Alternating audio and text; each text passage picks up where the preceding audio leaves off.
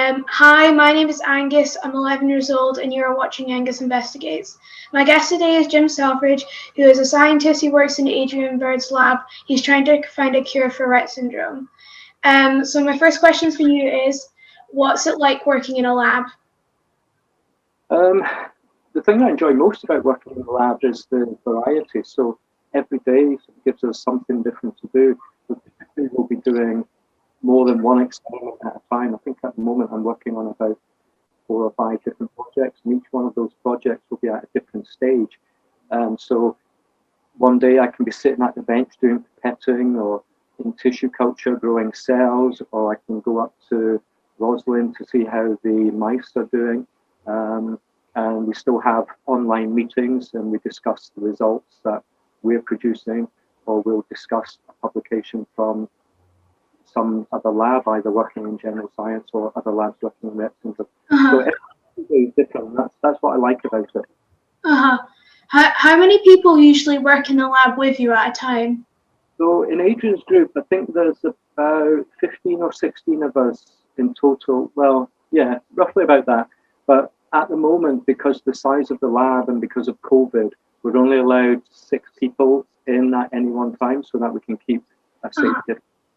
So the way we're managing it at the moment is half of us are going in the morning, and we work, say, from 8 o'clock to 1 o'clock, and we leave the lab, and we'll go home and we'll do our paperwork or our data analysis, and the second group of scientists will come in and do their experiments in the afternoon.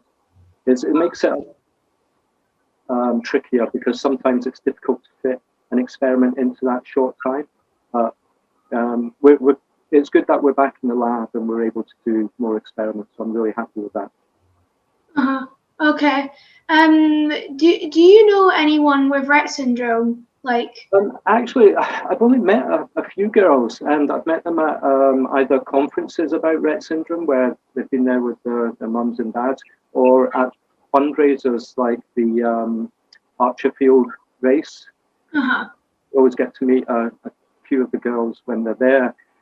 So because our work is more basic science and we do what we say preclinical stuff, we don't have a direct contact with the families or the girls. So that's really the only contact I do get. But I follow a lot of the Rett Syndrome Facebook pages. So it's really nice to see various families and what they're doing to raise awareness, like yourself, and how the girls and some of the boys are getting on as well. So that's the way I keep in touch. And also my wife, who's a school teacher, she had a wee boy in one of her classes a few years ago, and his cousin had Rett Syndrome. So he came in one day to do a presentation all about Rett Syndrome, and he was really surprised and really excited that my wife knew so much about Rett Syndrome as well, because obviously I talk to her about it all the time. So. Because I know everyone will have different opinions about this question, but I'm just wondering, when do you think there will be a cure for Rett Syndrome? Yeah, that's a great question, and it's one that I really wish I knew the answer to. So the problem with science is that everything takes so long to do. All our experiments take quite a while to do, and it can be quite frustrating. It's frustrating for us, and I'm sure it's even more frustrating for you guys, because you know that there's a cure potentially on its way. We just don't know how long it's going to take. But it is important that we do all the proper experiments and we do all the analysis properly. We can't afford to take shortcuts. But the good thing that we do have is, since we did the experiment a long time ago, where we showed that we could reverse the effects of Rett Syndrome in our transgenic mice. Since we've done that, a lot more scientists all around the world are now trying to develop a cure or a therapy for Rett Syndrome. So even just having more people working on the same subject gives us a chance of getting a solution quicker. And the other thing is that all of these different groups are trying different ways to find a cure or a therapy. And I saw on the RSRT Facebook page this week that there's a company in America, they're called Taysha, I think, and they've announced that they're planning on starting a phase 1 clinical trial this year. So that's a very small experiment, where they're basically just making sure that what they're trying to do is going to be safe. So that's really exciting news, and we keep our fingers crossed that they get some great results. But even then, I know a lot of other research labs that are doing really exciting stuff, trying to find different ways. So in Edinburgh as well, Stuart Scott's lab, they're working on different ways to cure Rett syndrome. And they've got a couple of cool approaches in which it's a gene therapy strategy, but they've also included other mechanisms to prevent overexpression of MECP2. Gail Mandel's lab in Oregon, in America, I think, they've published some data recently, some really exciting stuff where instead of just putting the gene back, what they do is they fix the RNA, and that's really sort of cutting edge technology. And at the moment, they're still working in mice like we do, but it looks really encouraging. And Adrian's lab as well, we've got a couple of different strategies again, where we're trying to develop an alternative method of finding a therapy for Rett syndrome.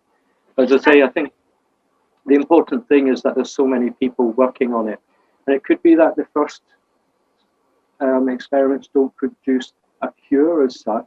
They might just improve different aspects of the syndrome. So, for example, the breathing or the seizures. But people will keep working on the different therapeutic approaches to see which one's the best fit. That's nice to hear. So when so you're a scientist. So when you were younger, did you like science a lot? So when I was younger, I did enjoy science. It was my favourite subject at school, but when I was growing up, my dad was in the army, and it was pretty much expected that that's what I would do too, because my two big brothers both joined the forces as well. So I never thought I would become a scientist. I always thought I would just join the army. And in fact, I did join the army when I was 16 years old, and it didn't go well at all. I still was green. So I actually joined the army and left very quickly and went back to school, because I've learned a lesson that it's important to do something you enjoy rather than something other people expect you to do. So when I went back to school for my, I think it was around about 5th year then, and I decided that really biology was my favourite subject. So I decided I would do a degree in biology. Still hadn't decided whether or not I would do it as a career. So I got my degree in biology, then I got a job as a lab technician in the university. And that's when I really fell in love with doing science, because for me, it's fine sort of talking about science and reading about science, but the exciting stuff is actually doing the experiments. So that's how I ended up doing biology. Okay. And so I've also heard that you're a very big David Bowie fan. Yeah, you can see in the background, yeah. Yeah, so I was wondering, what is your favorite David Bowie song? Right, okay, so that's a difficult, as a big Bowie fan, you'd think I would have an answer straight away for that, but the answer would probably change every single time you asked me.